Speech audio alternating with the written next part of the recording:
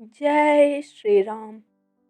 प्यारे भक्तगणों, श्री राम जन्म कथा के बारे में हमने हमारे पहले वीडियो में बात की और आज हम बात कर रहे हैं प्रभु श्री राम के शैक्षिक और वैवाहिक जीवन के बारे में। जन्म के कुछ वर्षों तक श्री राम अपने भाइयों के साथ अयोध्या के राजमहल में रहे। जब उनकी आयु शिक्षा ग्रहण करने की हुई तब उनका उपनयन संस्कार करके उन्हें गुरुकुल भेज दिया गया। श्री राम ने अयोध्या के राजकुमार और स्वयं नारायण अवतार होते हुए भी विधिवत रूप से गुरुकुल में रहकर शिक्षा ग्रहण की। उनके गुरु अयोध्या के राजगुरु महर्षि वशिष्ठ थे। वे गुरुकुल में बाकी आम शिष्यों की भांति शिक्षा ग्रहण करते, भिक्षा मांगते, भूमि पर सोते, आश्रम की सफाई करते और गुरु की सेवा करते। जब उनकी शिक्षा पूर्ण हो गई तब उनका पुनः अयोध्या आगमन हुआ। गुरुकुल में रहकर उन्होंने अपने तीनों छोटे भाइयों को कभी माता पिता की याद नहीं आने दी। उन्होंने स्वयं से पहले हमेशा अपने भाइयों का सोचा। उनके तीनों भाई भी अपने बड़े भाई की बहुत सेवा करते थे। जब श्री राम विद्या ग्रहण करके अयोध्या वापस आ गए तब ब्रह्मर्षि विश्वामित्र अयोध्या पधारे। उन्होंने दशरथ को बताया कि उनके आश्रम पर आए दिन राक्षसों का आक्रमण होता रहता है, जिससे उन्हें यज्ञ आदि करने में बाधा हो रही है।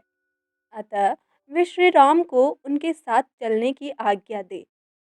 तब राजा दशरथ ने कुछ आनाकानी करने के बाद प्रभु श्री राम को उनके साथ चलने की आज्ञा दे दी।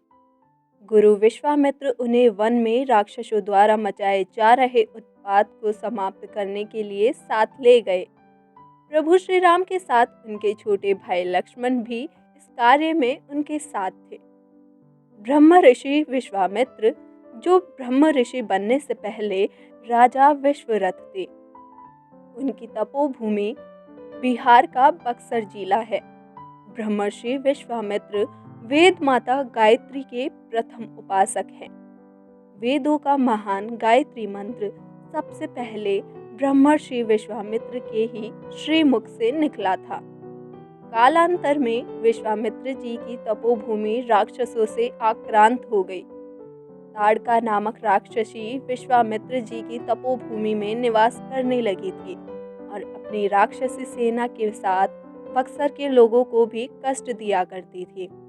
समय आने पर विश्वामित्र जी के निर्देश पर प्रभु श्री राम के द्वारा वहीं पर उनका वध हुआ। प्रभु श्री राम ने उस समय ताड़का नामक राक्षसी को मारा और मारीच को पलायन के लिए मजबूर किया। इस दौरान ही गुरु विश्वामित्र प्रभु श्री राम और लक्ष्मण को मिथिला ले गए। वहाँ के विधेय राजा जनक ने अपनी पुत्री सीता के विवाह के लिए एक स्वयंवर समारोह आयोजित किया था, जहाँ भगवान शिव का एक धनुष था, जिसकी प्रत्यंचा चढ़ाने वाले शूरवीर से माँ सीता जी का विवाह किया जाना था। बहुत सारे राजा महाराजा उस समारोह में पधारे थे।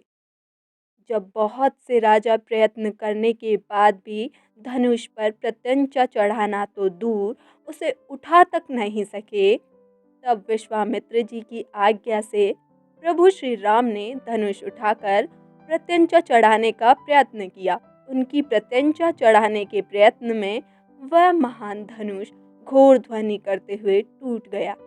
महर्षि परशुराम ने जब इस घोर ध्वनि को सुना तो वे वहां आ गए और अपने गुरु भगवान शिव का धनुष टूटने पर रोष व्यक्त करने लगे।